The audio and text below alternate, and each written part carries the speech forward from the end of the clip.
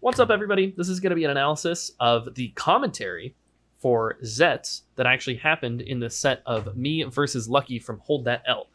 This is actually the grand final set. I'm probably going to do like one or two games from the first grand final set. I did reset the bracket. There was a whole other set, but we're not going to probably get to the entire thing. I'm thinking one or two games is probably going to give us a good idea of like how the commentary is flowing, how he's working with his co-commentator, certain things that he's pointing out. This is the first time I've ever done commentary analysis, but I'm really excited to get into it because commentary is actually something I'm very passionate about. Also something that I feel like I'm decent at because I've kind of analyzed commentators kind of my entire career as I've heard the Smash scene kind of become more and more professional as time goes on, and listening to commentary over my own sets that I've listened to, you know what I mean? So we're going to be taking some breaks in between. We're going to be listening to kind of how the flow goes, thinking about how whether or not what he said was meaningful, if it had something to do with the set. What I'm really interested in, and I'm actually curious, is how he's going to be working with his co-commentator. I think being able to throw a good question to your co-commentator is really valuable. Also, using their name is really good. What do you think of this, blank? Man, maybe you could elaborate on maybe what the stage means, blank. I feel like throwing questions at your co-commentator when honestly you're not entirely sure of things to say at the moment is really good, because they'll generally give you something to bounce off of as long as you're being mindful. Quick things before I get into it as well is you always want to be paying attention. When I go in as somebody that's going to be doing commentary, I'm essentially paying attention and looking as if I'm trying to recognize the patterns as a player. I'm trying to do pattern recognition. I'm trying to think of how best to beat certain options, even if they're two totally different characters that I don't play, right? It could be Pikachu versus Marth, but you have to think of, okay, well, this person's doing this. In what way can I effectively counter it, right? And if you honestly have no idea, that is the perfect time to throw to your co-commentator. You know, I've really been recognizing that blank has been happening. Martha's been dashing back or something, right? In what ways do you think that Pikachu can effectively counter this? They'll probably say, you know, I hadn't really thought of that too much before, but maybe they could do this. And you're saying, yeah, I was thinking about that a little bit too. And, you know, oh, there was a perfect instance where that just came up and it seemed like Axe didn't necessarily deal with that perfectly, right? So just be honest about like your level of the pattern recognition, and maybe your co-commentator will have something that you can bounce off of in those sorts of situations. So I'm really excited to kind of see how this goes. And with a fast-paced matchup like Fox versus Falco, like this one's going to be, a lot of information is going to have to be transmitted back and forth very quickly. Another thing that I like to do, this is just another quick commentary tip before I get into the rest of it, is if something really meaningful happened, if there was like one super solid read that like, oh my god, I can't believe that guy capitalized that hard off that one specific read, but you were already talking, or your co-commentator was talking about something else, you have to store that in your brain and bring it up at a time where there's a lull, right? If the characters are kind of at low percents, nobody's really getting a big opening, or if somebody has just died, you want to say, and what I really want to highlight on that last stock was actually this read happened. And what'll be really interesting is if we see this happen again, blah, blah, blah, right? So little things like that, being able to store little nuggets of information to bring out during those moments that you think that there's a lull. Like, have you ever heard just commentators sit there and be like, good tournament. Yeah. They try to paint a picture of like either the tournament series altogether or like what this win would mean for everybody, when in reality, like there's a lot of gameplay action still going on. If you could pull out a nugget of information that you've been storing during those little moments, it fills the gap and also gives your co-commentator something to say. So those are just a couple of tips before we even get into it. Sorry, I just like commentary a lot. So here we go. Bro was in town, basically. True. Yeah. Yeah, and Vro, good for him moving on to bigger and better things. I think he's commentating top 8 of CEO tomorrow. Yeah. With Now, one of the PK, first which is things, fantastic. we actually listened to this just like the first 20 seconds or something before I actually started recording, but we'll just listen to this real quick. All right, we're So getting shout straight outs to into him. it. But grand finals, Hold That L3. The rematch of winners finals, Dignitas Lucky versus Ginger. Ginger just had to complete a reverse 3-0 against Polish, who had an insane run. So can he... So I think one thing, this is generally like the sort of thing that you want to bring up before a match. I think that setting the scene is very important, and also drawing the storylines is amazing. This is something that I think is really good, but the timing of bringing this up is a little inopportune, right? I've already done a couple of things that were really meaningful against Lucky. And so for me to be a little bit up and for the match to have already started, and bringing up kind of like what happened in losers, how much momentum I have going on, what, you know, like he's defending from winners and everything. It's a little bit late, so the pacing is just a little bit odd, but everything to this point is essentially fine. I just wanted to say that, like, if you want to bring up somebody's losers run, you know, Polish had a great losers run or whatever. Well, Polish isn't here. This is like kind of a new beast, but setting the scene and talking about that right beforehand when we're doing the hand war or whatever, that's like the perfect time to set the scene. And I feel like you guys were kind of like doing some banter about Vro and, you know, he's moving on to bigger things, blah, blah, blah, blah. That's good. And if you have downtime, that's great. But I mean, like, once both players have locked into the seats, I feel like that's when you start talking about it. Because you know that they have like 1 minute max to like warm up with their hands. And you can definitely draw out a storyline for like 1 minute at least. Can you bring us to a set 2? Can you win over Lucky? I like Over that Lucky shield win. poke down tilt from Ginger there. So this is actually really good too. Over Lucky. I like Over that Lucky shield win. poke down tilt from Ginger. What you're saying is good, but I just want That you too. to make sure that you have clear Over and Lucky. concise I like that. sentences that are like cut at good times, right? Can he win this set over Lucky? Boom. And then like your co-commentator will know, like, I am done with this clear sentence and I can move on to the next thing. You trip over each other just a little bit here, but you actually save it very nicely, which I know is coming up. Nobody else has heard this yet in the video, but you actually bring up how I've been doing a lot of laser down tilt throughout the entire tournament, which is something that you've noticed because you've been watching my sets throughout this. So that's like very good pattern recognition, something like I was talking about, how you're kind of looking at it almost as if you're a player in this situation. And I was doing a lot of laser down tilt. That was very good information to bring up, and it's interesting that I was doing it. That So- shield poke down tilt from Ginger there. Yeah, he's actually been using down tilt quite a bit in this tournament. I'm liking his usage. We've been seeing it a lot from Foxes. Like Crush has been popularizing it, or had been at least. Ginger lets up. So, okay. This entire time, Sorry, you're kind of talking about, again, things that aren't necessarily happening here. And like, yeah, a lot of Foxes are doing down tilts, but I feel like this was kind of just your way of putting a band-aid on the situation that you didn't really know what to talk about because the gameplay was bad. This is something that's interesting. The gameplay here is terrible. Let's just take a look at this. I down air him out of his full hop Yeah, kind he's of actually been weirdly. using I mess up my down West tilt Walls quite a pressure. bit. He full hops for no reason, does a triangle jump. I dash attack across the stage, miss. I try to do that. He rolls. He throws out an up smash And for I'm no liking his reason. usage. I full hop down air. It hits nothing. I try to do a we've been laser, seeing and it- I finally catch him with a back air. Right? So all of this was happening, and you're kind of like, oh shit, like there's nothing really to talk about.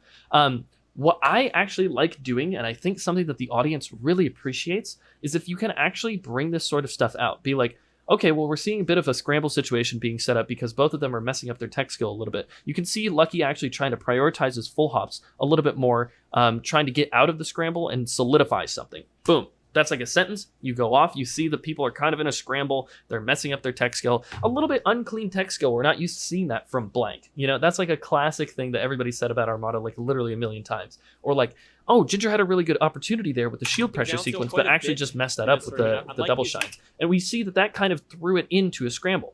Saying little things like that, as opposed to just kind of running off on something that might not necessarily have anything to do with the set, is potentially detrimental. Like, the thing that I really enjoy about other esports and really good commentators in Melee is that they're able to focus in on what's happening.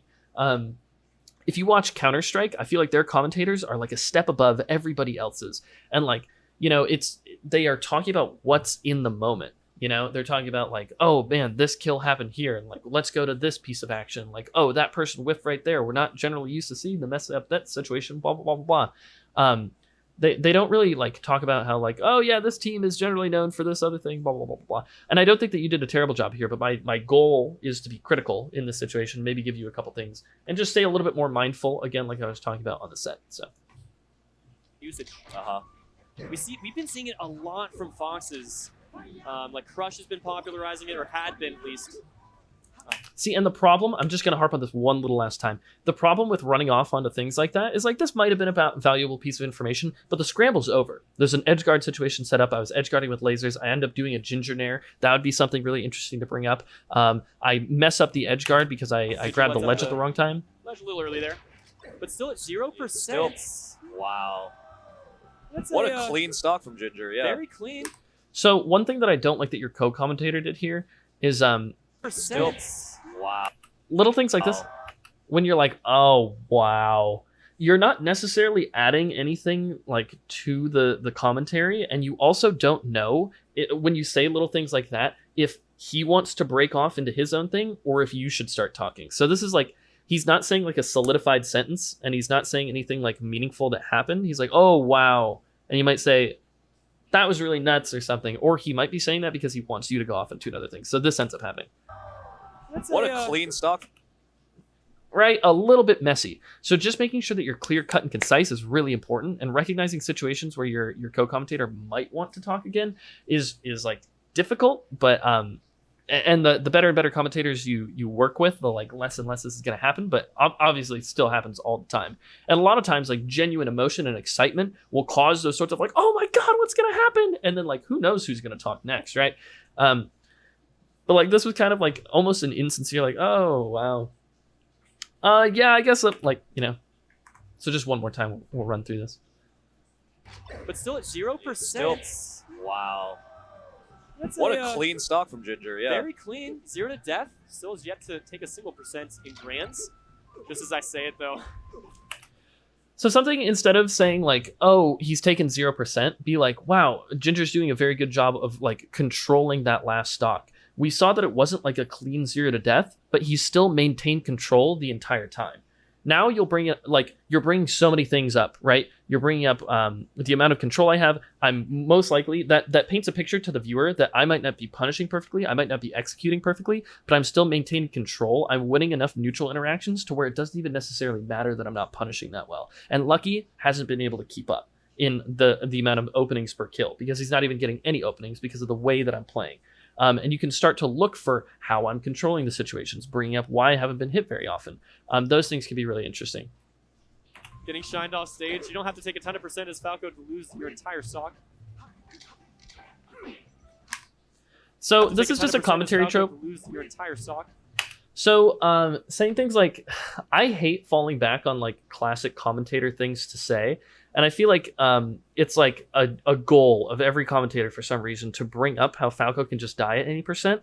I think that, I mean, this might be some of my Falco bias, but I think that a lot of people like do this in a bunch of different matchups. People will bring up like, oh yeah, Pikachu's stubby arms or something, really hard to get a grab. It's like, well, if he reads a shield happening, he's still going to get a grab, and he still punishes incredibly hard. Or it's just like, I don't know. There's like a bunch of commentary things that people do. But one of them is definitely like, Falco is a glass cannon. He dies at low percent. Bringing it into the current situation, being like, well, Ginger's at low percent, but it seems like he's cornered himself in between stocks. Hopefully he can get back to center stage the right way. Or is Lucky going to be able to corner pressure him effectively right here? If he knocks him off stage, we might be able to see a low percent kill, right? Just like adding things that are about the moment, not necessarily like, Falco dies early, or like, oh yeah, Puff is really floaty and has multiple jumps. Little things like that don't necessarily add too much to the moment. Most people at this point know that Falco can die pretty early, but talk about like why I've put myself in a position where I could even die that early. Talking about where I am and why are like the exact things that you want to like hammer home to the viewer. Ooh, gets clipped by the laser. In the late down air, Lucky not able to get a tech. And this is probably... So again, this is another instance of what I would call bad man for two top 20 players. I forward throw, he immediate jumps, I immediate laser, which is just a counter to the noob thing. And then I stand here and I do a down air even though he rode the wall. He doesn't tech. And I trade. So bad down air by me, bad up B by him, bad double jump by him. Bringing up things like this can be really interesting for the viewer. If you're talking about how two top 20 level players are going at it, but they still make mistakes because they're human beings, this is where things get so interesting, right? It's like, yeah, he forward threw him off stage, but Lucky with a really early panic double jump. Maybe he's feeling the pressure a little bit, down a full stock, felt like he had to make something happen. But then Ginger with this down air, like a little uncharacteristic, he does like to go for the Ginger air like we saw in the last stock. Lucky, though, not getting the tech, kind of interesting as well. Both of these players may be finding their footing a little bit here in the first game of Grands. Talking about, again, like the exact thing that's happening in the moment is so important, and be able to keep up with that, right? You're essentially painting a broad stroke of what's happening, and that's good, right? Like, oh yeah, like able to take that stock with the down air. In the late down air, Lucky not able to get a tech. And this... You can talk about bad play and be honest about it. Be like, Lucky not being able to get a tech, be like, oh, Lucky missed that tech, which is generally something that most top top foxes are able to hit consistently. Maybe he's feeling nerves or something. Try to put yourself in their place, right? This is probably the biggest lead of any of their matches so far that we've seen from Ginger. Most of the time he was playing from behind or barely holding on to a slimmer. Again, this is so nitpicky, but I swear to God, it matters. This is like a run-on sentence. You know when people just keep adding commas to sentences and they keep going? I really want to hear you be really cut and concise.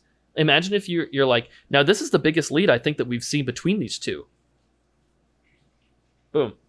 But instead what happens is you kind of like run on and it's ambiguous as to whether or not you're going to continue talking, and your co-commentator tries to come in and you guys are in agreement, but like at the same time kind of like at ends with each other in terms of who's trying to talk. Most of the time he was playing from behind or barely holding on to a slimmer lead than this.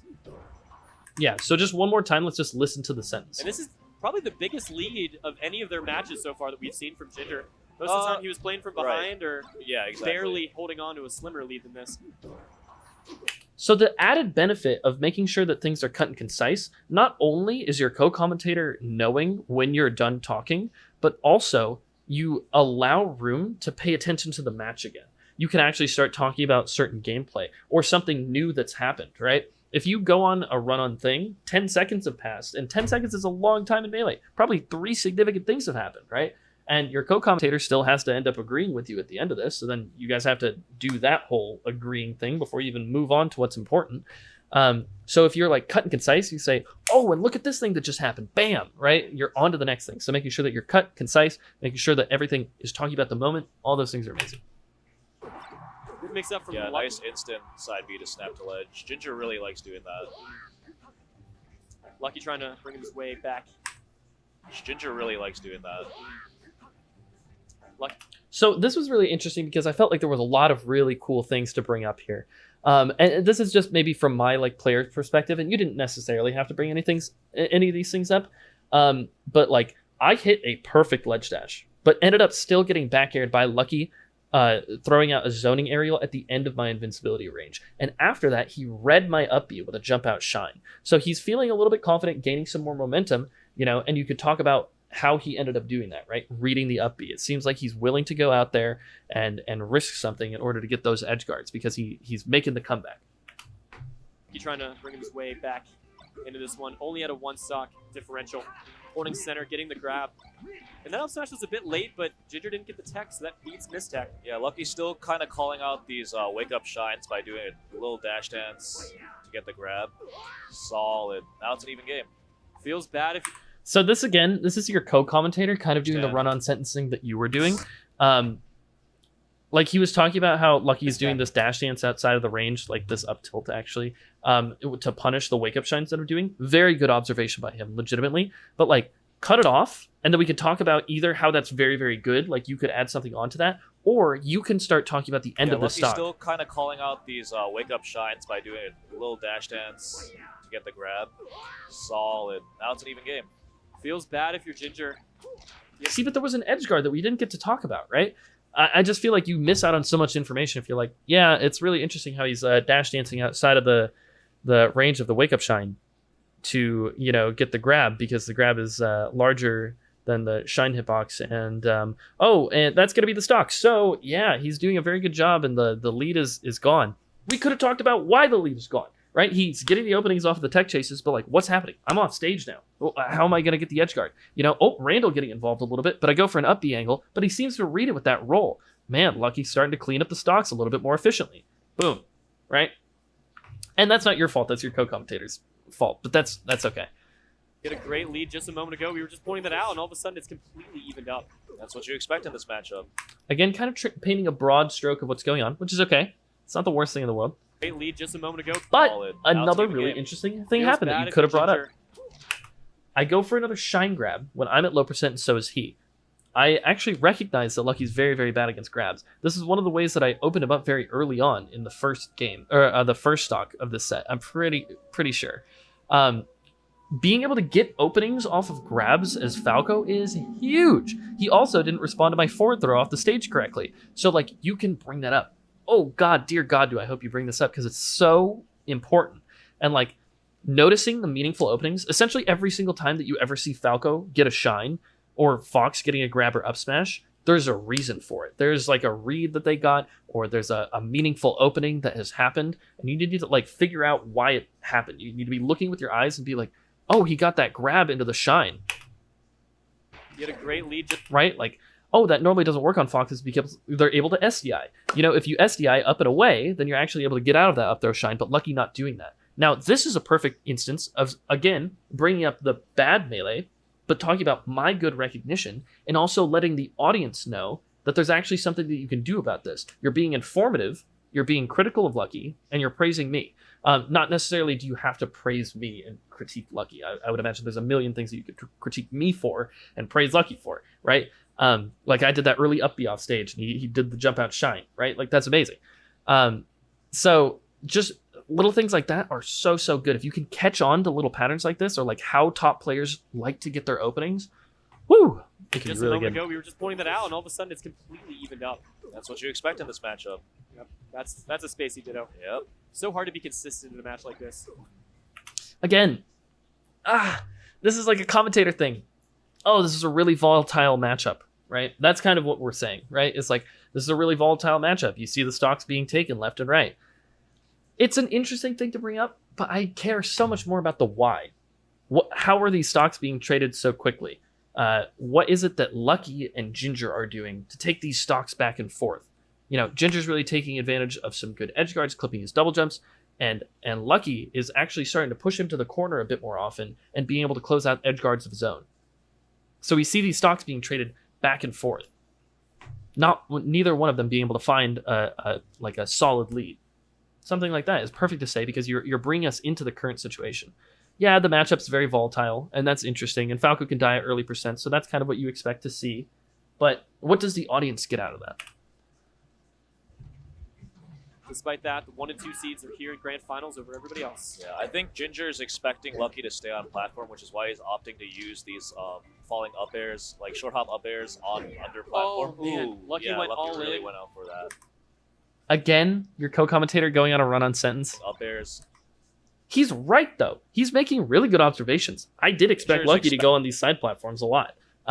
That didn't necessarily play into the gameplay too much, especially during this game, but he's very right that was something I was 100% expecting. Now say it, and we can move on. Expecting Lucky to stay on.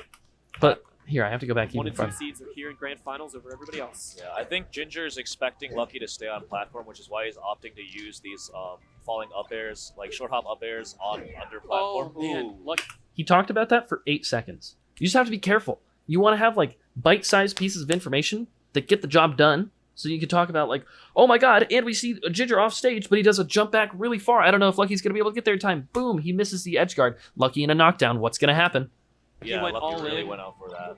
Whoa, that run-in, power shield, and keeping his momentum with the short hop nair. So cool to see that. Unfortunately, Ginger double jumped out of his full hop a bit too early to reach with that down air. Man, look at how much more Lucky can do with this stock. Wow. Just again, God, With that down I'm so sorry, because I'm going to try to not harp on this too much more. This was kind of another instance of that kind of run-on sort of thing. A really, really meaningful thing happened, right? I was corner pressuring Lucky, but I believe he ledge dashed past me, got center stage, and then read like my double jump out of the corner. All of the sudden, I was in control, which is a cool thing to talk about, but then Lucky flipped it on me. How did he do it? A very consistent ledge dash under pressure, even though that he has like, he's gaining the momentum, blah, blah, blah. You could talk about all these things, right? down air. Man, look at how much more Lucky can do with this. So it actually starts a little bit back Oh, for him. man. Ooh, Lucky yeah, went all Lucky really in. went out for that. Whoa, that run-in, power shield, and So that was cool. We say, oh, look at that run-in, power shield, laser, keeping the momentum going from the nair, but didn't quite work out. keeping his momentum And with then we the talk about short this. hop nair. So cool to see that. Unfortunately, Ginger double jumped out of his full hop a bit too early to reach with that down air. Man, look at how much more Lucky can do with this stock. Wow. Yeah. Caught the tournament winner. Lucky taking a deep breath, taking. So again, something that you could do here is Wow. talk about something like a little bit specific about the matchup. There was a pause, and like you were kind of done Fair. talking. So maybe I would hope that your co-commentator in this specific instance would talk about this. Man, look at how much more But, Lucky like, can do with this stock. Auto cancel back here right here reaches through the side platform, right? So it's like, oh, look at how effective this auto cancel back here is at pressuring the corner. You know, Lucky can't just escape on the side platform. He's going to have to do something consistent from the ledge. Boom, right? and Ginger taking advantage of that or something. It can be very, very effective. Yeah. Caught the tournament winner. Lucky taking a deep breath, taking a little bit of time. Going for a Leffen-esque up tilt there. Breath, taking a little bit of time. Going for a Leffen-esque up tilt there. Sorry, 1 second. Taking a little bit of time. Going for a Leffen-esque up tilt there. Yeah. Honestly, it looks like Ginger's like maintained the momentum he had from his reverse 3-0. Yeah. He really came alive. There's so much that happened. Up tilt there. I feel like your guys' pacing has to be much quicker. Just for Melee. Melee, as a game that you're going to commentate, if you want to do it really well, your pacing has to be very quick. And just keep that in mind, right? Like I said, the clear cut and concise things. But like, I had a huge opening here. Like I said, every time that Falco gets a shine, every time that Fox gets an up smash, every time Marth gets a grab or a knockdown, every time Sheik gets a grab or a forward air or something like that, or a forward tilt, sorry. If like any of these big meaningful things happen, you got to talk about what either led to that happening or what is going to happen off of it, right? So like here I get this big shine opening, shine full hop shine, wavelengths like top platform or whatever, but I end up flubbing, right? And I drop this really crucial punish on Lucky's last stock, leaving him an opening to actually bring this game back, right? Yeah. Honestly, it looks like Ginger's like maintained the momentum he had from his reverse. But instead, we're still talking about like, oh, here are these two top players in grand finals. Lucky seems a little nervous. He's gonna take a break, and Ginger maintaining the momentum that he was holding through the last thing. We're talking about things that are kind of like it's the grand picture or whatever. But those things are perfect for like in between matches or even if somebody's taking a really long time on the Halo pad or something. If somebody is like super showing it on their face that they're like, looking down or grimacing or rolling their eyes, be like big eye roll Ginger, like big eye roll there from Ginger. It doesn't seem like he's in the best mental state or something like that. Things like that are okay to point out, but like we get it. These are the 1 and 2 seeds. They're in grand finals. There's a lot of pressure. Blah blah blah. Let's talk about what's happening. 3-0. Yeah. He really came alive at the end of that set. Wow, And wow. What a statement. Yeah. That's probably the And you could say here, if we were paying attention to the entire set, right? Because like I said, I think of this as a player, right? I think of this as like, what habits or patterns am I picking up on as a player? How am I getting kills? It's really easy because I'm literally the one playing. But if you're the person watching, you have to try and put yourself in their shoes, right? So in this instance, this is the second time I've caught a panic recovery from Lucky, right? So I go for this double jump down air because the last time he spammed a quick double jump in a panic recovery, right? So like talking about how I've been closing out stocks in that exact way and maybe even bringing up whether or not that's going to happen in the second game is really important, right? Like, is Lucky going to keep going for these things or is he going to be a little bit more patient? We haven't seen any shine stalls really from Lucky, and Ginger actually being able to close out this game at a low percent off of that one read. Little things like that, if you can grab onto a nugget of information, a pattern that you recognize, it's huge for the viewers because it gives them something to look for in the next match. It proves that you're watching. It's adaptation. It's putting yourself in my shoes. It's making you think about what Lucky's doing more often. Those little things are perfect. So like, we'll see what you guys talk about in between the matches because that's generally where like this sort of thing happens. But yeah, he had from his reverse 3-0. Yeah. He really came alive at the end of that set. Wow, And wow. What a statement. Yeah, that's probably the most dominant win of their set so far. Again, set 1 went to game 5, but most of those games, if I recall, were really close. Last stock, close to it. Alrighty. I mean, I'm assuming we're going to go to FD.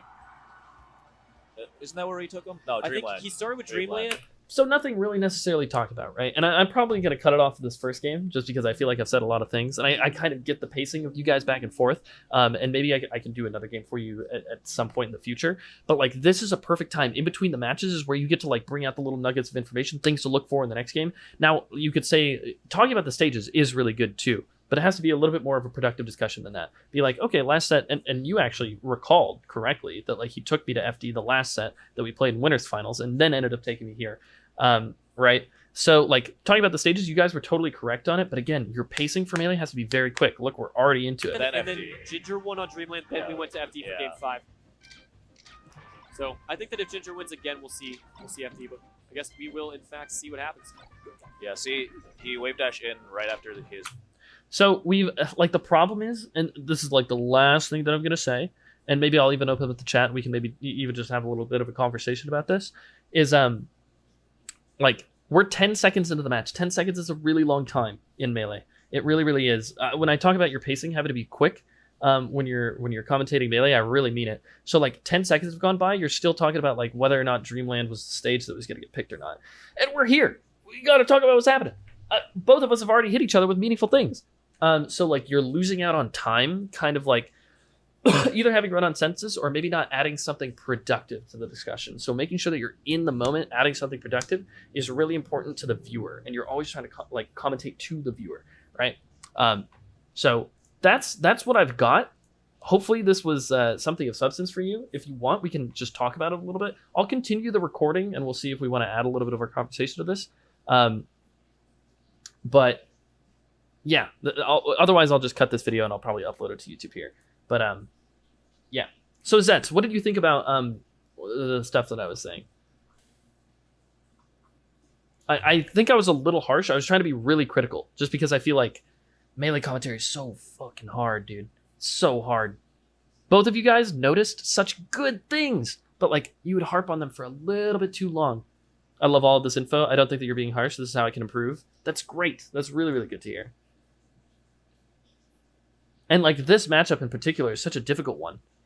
It's really good info. I'm glad. I'm really, really glad. Do you think we were a bit fatigued by the end of the night? That makes sense. I wasn't being charitable in that sense. I was a co-commentator. I know. Just because the analysis was for Zetts, I just wanted to be like, and you're co-commentator, blah, blah, blah. Need to play the day around having high energy levels. It's super difficult. Yeah.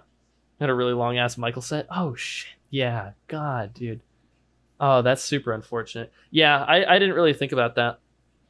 But potentially something to pay attention to. If you guys are feeling fatigued, be like, all right, man, well, like, this is grand finals. Like, what I do in this situation, what I actually did in this situation as a player, I was super fucking fatigued. Oh my, I wanted to go home 3 hours ago. What I had to do is I had to say to myself, I have a reserve of energy, and I'm going to expend the rest of it. This is all I've got. I'm going to use everything else I have, right? Yeah. You helped me identify a ton of my current weaknesses that I haven't thought about. I need to meditate on this and rewatch your analysis a few times. I definitely don't value the here and now enough. It's so hard because the here and now happens really quickly in Melee, but it's super important. Definitely don't cut my sentence off concisely enough. I have no idea how Wang Chang knew when to come in. It's really difficult if you talk like that. I actually urge you to go back and watch a couple of like maybe my analysis of my commentary things, because that's actually something that I think that I'm specifically good at, is when I say I wait for my opening. I wait, and I say, and one thing that I really want to bring up is Mango is actually reading the out of shield options from Axe this entire time, and I feel like he's going to get strong punishes on that. Boom! There's your sentence. Let's look at it. The other commentators have something to say about it. I'm done talking. What are you going to say? Can you analyze a game of your own commentary at Summit? Talk about how you determine what to value? Yeah, I mean, like, I think I went over a bit of what I value already, just like the here and now meaningful openings off of just like if Falco gets a shine, if Sheik gets a grab. How did they do it? What was the thought process? What's the pattern that they recognize? What's going on? I try to put myself in their shoes and think of it from a player perspective as much as I can, because that's the insight that I bring. I try to bring insight while still like being bright, bubbly, personable. Those sorts of things are really important. Your tone has to be very good still. Otherwise, like, nobody... The problem is... Okay, this isn't to throw anybody under the bus, but, like, somebody like Tafikins will talk about something analytical, but maybe not, like, phrase it in the most interesting way, and also maybe not have, like, the upbeat tonality that, like, you might need to captivate the audience, right? I don't think that he's a bad commentator, and I actually think he recognizes things incredibly well. I think he recognizes patterns and also brings up little things that nobody else would, all the time, constantly, which is extremely valuable. But the thing is, if we're trying to be like S-tier commentators, like you can't do those little sorts of things. Like you have to be like on your game. Do you think like there was just a CSGO major, right? And the commentators were phenomenal. They were amazing. I bet they're getting paid a lot of money. I don't think that like you'd pay somebody a lot of money if they're being analytical but not really presenting it in the most interesting way. So like I try to figure out what's important because of like what the interaction means for the rest of the game. Did he get a big opening and a lot of damage? Has he conditioned them in a certain way? Is this a pattern that he's changing? All these sorts of things are really interesting, important things that I can bring up and also present in a way that's interesting to the audience. You can tell that I was a musician. I was a musician. So yeah, hopefully that helps a bit. I'm going to cut the recording now. We could still talk though if you'd like.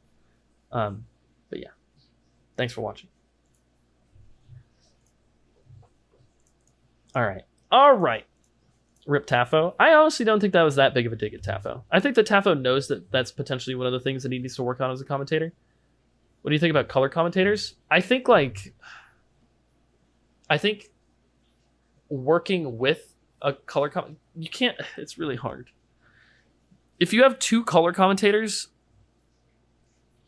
sometimes if they're colorful enough, they can add flavor, enough flavor to satiate the audience.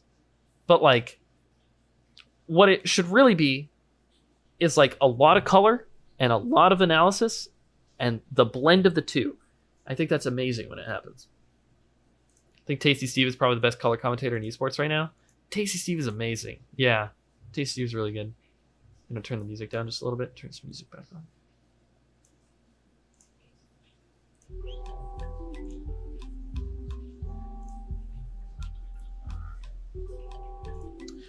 And or that one should be dominated by play-by-play.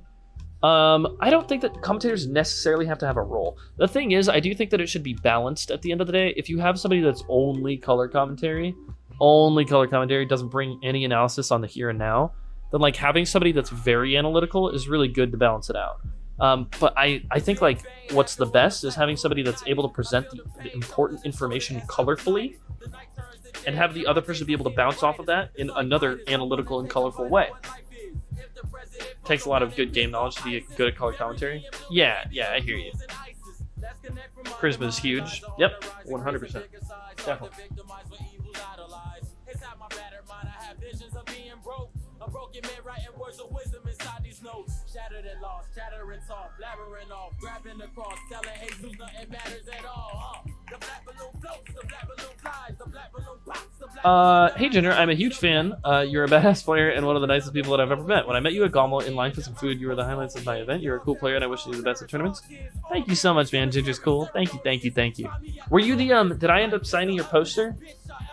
Are you the person that I met that wanted me to sign their poster? Yeah, I remember you. But yeah, Avery, thanks for doing this, bro. No problem, dog. I honestly felt like I was being kind of harsh, and I'm sorry if you guys felt that way. I just wanted to be as critical as possible, because I wanted to be as like honest as I could be, because growth stems from honesty. I mean, this was my perception of the situation too.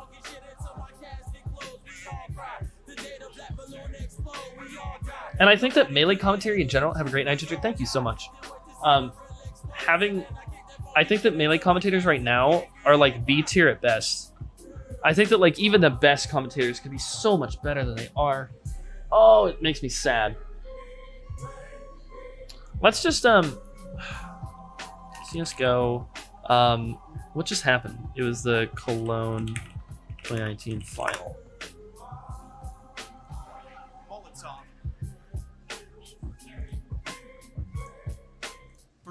The rest will be in battle, the other two to plant, but Alex is getting territory. They've got to go quickly because Alex is on the flank. Nitro needs to get through Monster before he comes down the stairs. They've got the site open. Elige, oh, that's a huge kill.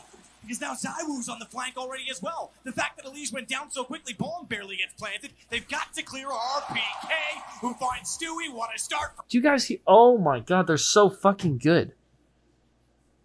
He's talking about everything that's happening back to back and what it means. We're going to have to see 2 people walk down here and oh, he gets the entry frag and this means that this person could go to this. Like, he's so fucking fast and quick and concise with everything he's saying. Oh my god. On the flank, Nitro needs to get through Monster before he comes down the stairs. Nitro needs to get through Monster before he can get through the stairs. Got the site open. Elige. He's got the site open, but he gets... Oh, that's a huge kill. That's a huge kill. Now Zywoo's on the flank. Because now Zywoo... already as well. The fact that Elige went down so quickly, bomb barely gets planted. Because he went down so quickly, the bomb barely gets planted. He just talked about like 40 things that mattered a lot that all played into themselves. They've got to clear RPK, who finds Stewie. What a start for Vitality as they get every single kill that makes this retake possible. It's all on Nap, and he knows the situation. It's already done. There's nothing he can do. Even if they want to get on the defuse now, he relocates to the window where it's planted for, but Zywoo has the shot, and what a start from Vitality. God, man. Isn't that so good? Oh my god. He talked about 40 things and how they all played into each other, and then there was hype at the end. You say one thing and then 3 other things have already happened. That's why you have to store the important things in your noggin. Okay. Here, we'll watch this. Edge guard opportunity, he'll snipe the jump with the needles, and that's the stock! So the problem with this is I think that you actually did a really good job. But I think that solo commentary and having pacing with solo commentary is so easy compared to having a co-commentator. So your pacing was probably great. But yeah. All of a sudden, Dreffen brings us to a stock of champions for Game 4! What will happen? Either way, Shroom's invincibility is mostly inconsequential. Both players spacing with bears, frantically trying to avoid being grabbed. Shroom doing a great job of maintaining center stage, and Dreffen seeming hesitant to challenge that space with any hard commitments. But Dreffen decides to throw out a dash attack towards center, now suffering input errors, unable to move the way he wants to. And Shroom's pressure...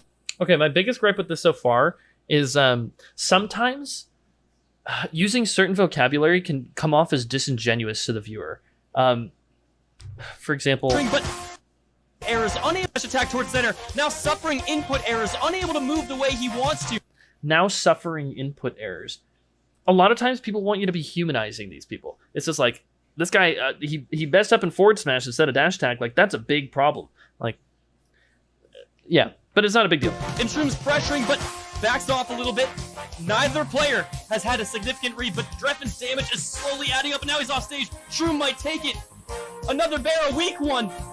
And Dreffen can make it back. Shroom doesn't let him land, though, but not quite dead off the top. And Dreffen with one last chance to... Oh my god, he hits him with the up B and immediately chases him to the platform. Dreffen bullying Shroom around the stage, halting him into the corner with jabs. Another one. Dreffen, are you kidding me? He waits out the roll. He goes all in on stage. Could it be? Is it off the top? It is! Dreffen's going to Summit! Dreffen's going to Summit! Yeah, I think your pacing was really good.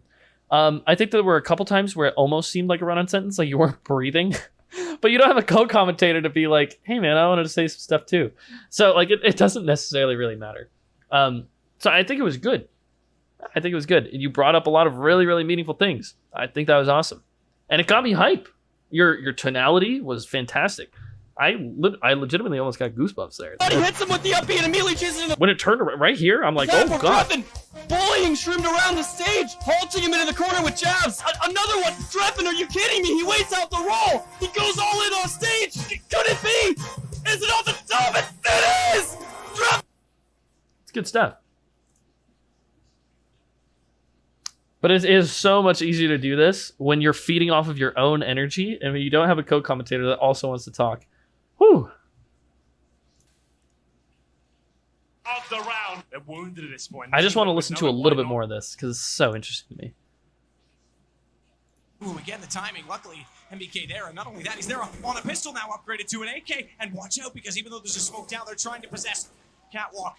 Remove twist, and what a shot from Zywoo back in B because the bomb is dropped. Nitro nearly caught on that as well. He's got the cross. You guys hear how many things he just brought up? For 10 seconds. Let's just go back. They're trying to possess Catwalk. The mid door. And Zywoo again, the timing. Luckily, MBK there. And not only that, he's there on a pistol now, upgraded to... Oh, he was there on a pistol, upgraded to an AK. And watch out, because even though... But watch out, we've already transitioned to a totally different player. There's a smoke down, but... There's a smoke down, they're trying to possess Catwalk. But they're trying to possess Catwalk. Remove twist, and what a shot, but... Shot from Zywoo back in B because the bomb is dropped. Nitro... And he's over there because the bomb is dropped. Caught on that as well. He's got the cross. He got the cross. Everything had to do with something else, and he tied it all in together. Oh my god. Will he hit this? He has no idea. Yes. And listen to the suspense they're building here. Will he hit this? Oh. It's very well played. Very, very well played. The awareness there from Nitro, the look. Amazing camera work, by the way, too. The cameraman right there was amazing. It's a skill because Just outstyled, and Twist steps over. They knew exactly where Zaiwu was the whole time. Even that, he's like, and he crossed there, you know, he knew where Zaiwu was the whole time. It's like he's putting himself in their shoes. It's like, yeah, they knew that he was going to have to come through this like entry point because blah, blah, blah, blah, blah. So much easier to commentate, though. I think it's still insanely hard. Way easier to commentate than Melee. I think it's really hard, though. Like the thing is, it might be easier, but these guys are commentating at a million years of a higher level than anybody happening in Melee. It is a very fast game. There are very fast moments in CS, though. Good find again onto Elite. And you have to talk about, there's so many things, dude. Okay, so you get one kill. Now, the B rush that had, you know, or not a B rush. Let's say that there are 3 players going B. Bomb goes down. Somebody has to come pick it up. But there's only 2 defending. One's an opper and the other person's hiding in a corner. Like, what does this mean? What does having this one, like, defensive kill mean? You know, that person had all the flashes or something that was going to be able to help them get into this entry point. And now we see people rotating over because they know that the bomb is down, so they can't push A. Like, I don't know. It's looking increasingly like the tit skip. Oh, hang on. Zaiwu back out. It looks like Vitality might get the advantage in this because this is the money round I was talking about. This is Liquid starting to run out, and it's going to be 13 for Vitality. Zaiwu has become the This is something that I brought up in the past, that now it's actualizing itself. Like, difference. He has enabled himself. It is Dust 2. You'd expect it eventually, but Oh, no. Twist. Oh, ooh, a big flub. well, forces himself out. Let's see if we can run down Alex instead because RPK is there to help him. Forces himself out. Why does that matter? RPK's here to help out his teammate. He's pushing to the bomb site, but High HP on the first, and it doesn't even go that far as he comes out with the MP9. As Nate. they're just so good. That's all I'm saying. That's all I'm saying. I'm not saying that CS is an easier or harder game to commentate, but yeah. Imagine if we were like, oh, and Ginger corner pressuring with the back air here, gets Lucky above 75%. He can no longer ASDI down, so the corner pressure is going to be a lot more difficult for Lucky to deal with. And he gets a laser that actually sniped the jump. Now Lucky recovering below the stage, goes for a shine back air, hits the tech, but the back air still covers it. Like, holy, ooh, imagine, man. Oh my god, but none of that happens. People are like, oh yeah, there's Fox. Good little, that was an interesting shield poke. Give me something. Sorry, that's how I feel about it. Ginger, who in your opinion are the best melee commentators in the game? The thing is, synergy is really important, and I think the Scar and Toph do a very good job with their synergy. I think they understand each other's inflections to know when they can weave in and out of each other, which I think is really important. I think that Scar does a good job. Scar does the best job of painting a picture out of anybody in the melee community. He makes you feel how much it matters when somebody... Okay.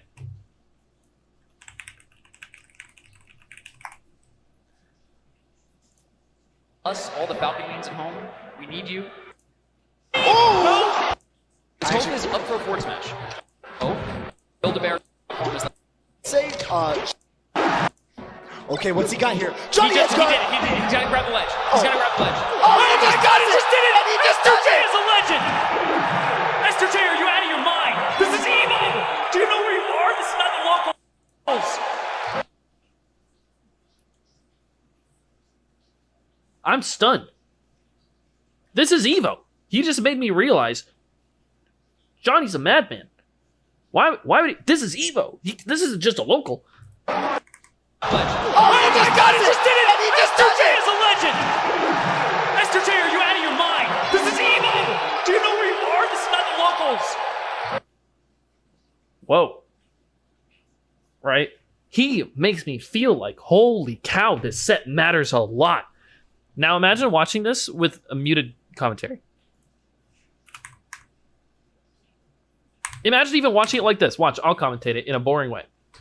Okay, we see a stomp here. Gets a grab in the corner. Goes for a back air. Doesn't really get much. Oh, clips the double jump. And seals it out with the down air. All right, well, going into game 2, it's going to be Westball's counter pick. You know that Westballs likes Yoshi's, but Johnny's going to get a ban. Does anybody care? Did anybody get goosebumps?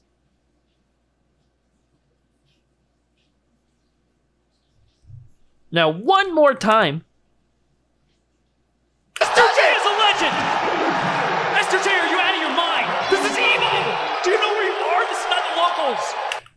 okay, I'm invested. I care about this set all of a sudden. He makes you care about the situation, and that's so valuable. I feel like Ludwig has a place in Melee commentary, but it's likely not like top 8s of majors.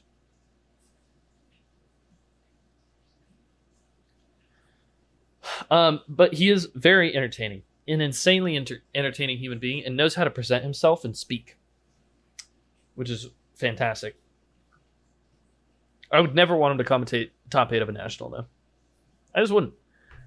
Nothing against him. I think he's insanely entertaining, and I think he has a super good place in the Melee community. But yeah, I wish Scar and I did a commentary block. This was the worst I had ever commentated. Scar and I did a commentary block where we were at Genesis 6, and I got low energy Scar. Scar had nothing in the tank. He was upset. He was hungry. He was tired. He was sick. He had a headache. He didn't want to be there, okay? Now, we can get this Scar, who's very excited about this set, or we can get round 1 pools at a major where fucking Hungrybox is beating up random number 52, and low energy Scar is trying to talk. Like, I struggled so hard. Oh my god, and the games didn't matter at all. I don't know. Low energy Scar, lol. It's bad. It was bad. So, like, it's so hard. And all I could do in that situation that I tried to do my hardest was say, like, all right, this person's getting outplayed in this way. Look how amazing this amazing player is. And here's what the other player could have done better. Doesn't matter too much. We're taking the pools pretty easy. Leffen's probably going to win. He's doing this thing really incredibly. The other player handing some openings in this way, right? It's hard to make that seem like it matters. So being analytical is very, like, important in those situations, I think. I feel like my job is to convince the audience that what they're watching is worthwhile. I hear you, and I think you can actually just bring that out in your tone. I think that, like, having an excited tone is so important. If you have genuine passion, again, I'm going to throw a couple shots. You guys ready? It's 1 shot. And I'm just going to be honest with you guys because I don't like being disingenuous, okay? I'm going to be genuine with you guys. Vish is a very good commentator, but I think that some of his hype is fake. When I hear him say, oh my gosh, sometimes I feel like, yeah, I guess that wasn't that hype. That's how I feel.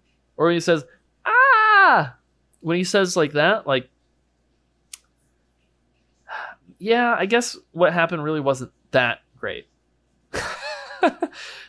So, like, I think that Vish is really interested in the game, and I think he brings up a lot of good things.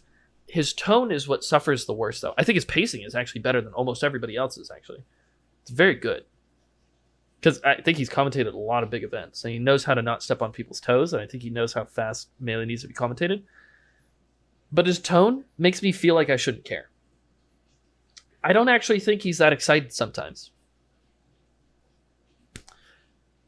If you guys, I'm just going to be critical of everybody, because like I said, all Melee commentary is like B tier at best right now. DJ Nintendo, very insightful, ends up bringing up things that make him look insightful, more than he brings up meaningful, important things. If somebody gets a giant opening, he doesn't talk about how, you know, Leffen got this up smash because he's been recognizing that Westballs has been doing auto cancel back airs, which is generally pretty hard to beat because it has low landing leg. But he actually hits the up smash, which has a larger hitbox and a bigger disjoint, so he can actually take advantage of this auto cancel back air happening, and get a giant opening. He doesn't say that. He says, oh, did you guys know that auto cancel back air has like 4 frames of landing lag? And like, you know, Falcos love to spam that auto cancel back air. He talks about the specifics of the thing. Oh, when up smash comes out frame 7, you know, and you know the arc of the up smash is going to be able to beat out the foot. He doesn't talk about like why it happened. He's just wants to seem very insightful by bringing up a bunch of little things. which is fine, and it's really interesting a lot of the time. And I'm sure for a lot of people that don't know that much about the game, they're like, holy shit, I didn't know that. But what I don't care like if I did or didn't know it before. I care about like why did it happen? Why did he choose to do it?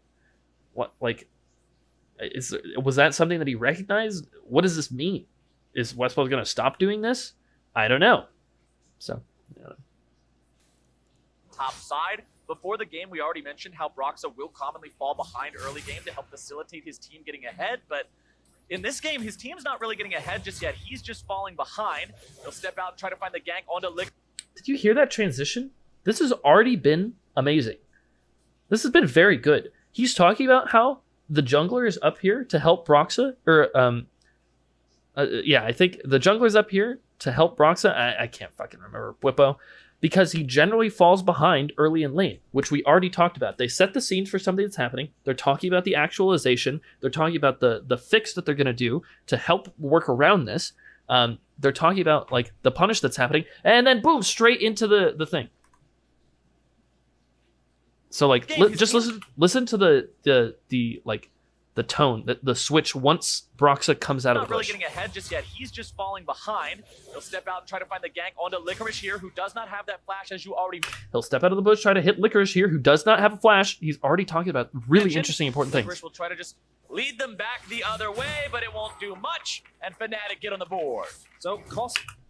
That was like the littlest, tiniest piece of bullshit that like nobody cares about, right? They got like kind of a kill, and it kind of mattered a little bit, but they set it up in such a crazy way. This is something that we've already talked about before. Broxa likes to fall behind in lane really early, especially in this matchup. Now we have Whippo, who's here in the bush, who's actually going to help. And look, actually, he comes out here. This person has no flash, so he's probably dead. He's going to try to walk away, but to no avail, right? Like,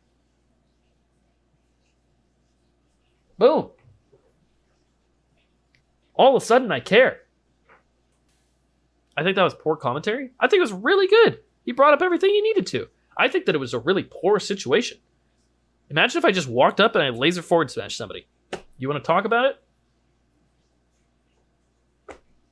But imagine if I had been like, Ginger likes to be really liberal with the attacks that he likes to use this is before the set has even started. So actually, what I'm interested to see if any laser forward smashes are going to end up happening, because honestly, he just lets it rip sometimes, and we know that Fox is a very light character who can get really taking advantage of this. Oh, and here we see that exact situation that I was bringing up before. Like, that's amazing. That's really good. That's scene setting. Why do you think that was poor commentary? I thought he did a very good job there. I think that this, like, who cares about this one kill? Stories are more important than facts. That is not necessarily true. Big problem in the science community. You can discover the coolest things, but you don't have good story or engaging. It doesn't matter. I wasn't really engaging, I don't think. He literally set the scene about as good as he possibly could have, I think. Will commonly fall behind early game to help facilitate. Top side. Before the game, we already mentioned how Broxa will commonly fall behind early game to help. Yeah. Before the game, we already mentioned how Broxa will fall behind. Broxa being the jungler, he'll fall behind so that he can help facilitate his team getting ahead, but getting his team ahead, but in this game, his team's not really getting ahead just yet. He's just falling behind. He's not getting ahead just yet. He's falling behind, but here comes the initiation. He'll step out and try to find the gank onto Licorice here, who does not have that flash, as you already. And he does not have the flash, as we've already mentioned before. Licorice will try to just lead them back the other way. And so he has no other way to escape. And now we were talking about how Broxa generally likes to fall behind, and his team hasn't been facilitated, right? The lead hasn't been facilitated. But here we have instance of it working out. But it won't do. We set the scene before. This is the exact thing that needed to happen. Look at the execution. We know that he doesn't have a flash. Boom. It's very good. I don't know if he could have said anything. I don't know if he could have used better words. I literally clicked randomly. I think that was really good. All right. The damage from the tower shot. They kind of lost two of their big frontline members with both the Braum and... Okay, we're right back into the fight. Brox are going to be taken low here in the middle. Reckless on the wrong side of the wall. Still looking to find some damage onto the back line of the Cloud9 members. He's going to be taken down. Sneaky's out of the picture. 3 down on the side of Fnatic. Cloud9 Cloud9 striking back hard, but Nemesis is still alive, and the cards are being thrown left, right, and center. Licorice knocks him up into the air, but he locks in another gold card, looking to find that mark onto somebody. The Gangplank ulti comes down. Cloud9 are in retreat. Svenskeren gets stunned up. Niski doesn't want to be taking that blast cone anytime soon. It is a 3 for 2, but it goes the way of Cloud9. This was incredible. Okay? This was amazing. This guy talking sounds like a cowboy. This is Freak. Freak's a really funny dude. But this was incredible. To be taken. Frontline members We have the analyst talking about some recap. with both the Braum and But oh shit. All of a sudden, there's some really interesting stuff happening. Back into the Shoutcaster. Okay, we're right back into the fight. Brox are going to be taken low here in the middle. Brock's going to be taken low in the middle of the fight, which he was. Reckless on the wrong side of the wall, still looking. Reckless on the wrong side of the wall. This is going to prove to be trouble because he's supposed to be a backliner. This is important information. To find some damage onto the back line of the Cloud9 members. He's trying to find some damage on the back line of the Cloud9 members, which is why he's over the wall. He ends up finding a kill, but He's going to be taken down. Sneaky. will be taken down. Sneaky. He's out of the picture. 3 down Sneaky's out of the picture, but on the side of Fnatic. 3 down on the side of Fnatic. Cloud9 striking back hard, Cloud9 striking back hard because they're at a deficit. but Nemesis is still alive, and the cards are But Nemesis is still alive. And look at this. He's a fed, Twisted Fate. being thrown left, right, and center. Licorice knocks him up into the air, but he locks in another gold card, looking to find that mark Locks in another gold card. He's looking to re-engage. onto somebody. The Gangplank ulti comes down. Cloud9 Gangplank ulti comes down. This splits the team. are in retreat. Svenskeren gets stunned up. Cloud9 is in retreat. He doesn't want to be taking that blast cone anytime soon. It is a 3 for 2, but it goes the way of Cloud9. I mean, That goes the way of Cloud9. End of statement. Back to the other caster. We know that that's it's still over. a great team fight for Cloud9. They're able Back to the analyst. What does this mean for the rest of the match? to find a couple kills. They're able to get a couple shutdowns. Niski potentially even looking for an engage on the Nemesis. What do we Oh, we're back into some stuff. Here's the Shoutcaster again. got here? Nice stun coming out from Nemesis, making sure Niski can't go too crazy here. Is this not Freak? He sounds so much like Freak.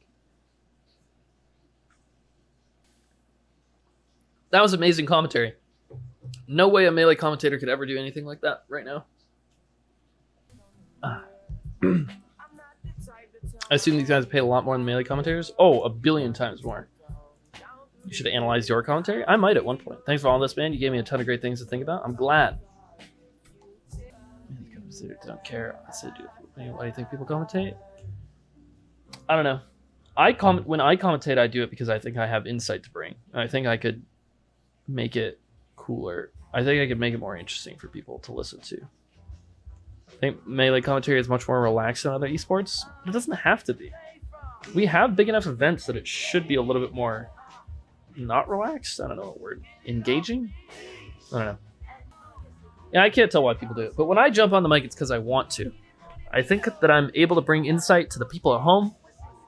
More like friends watching a game together. I get that. I get it.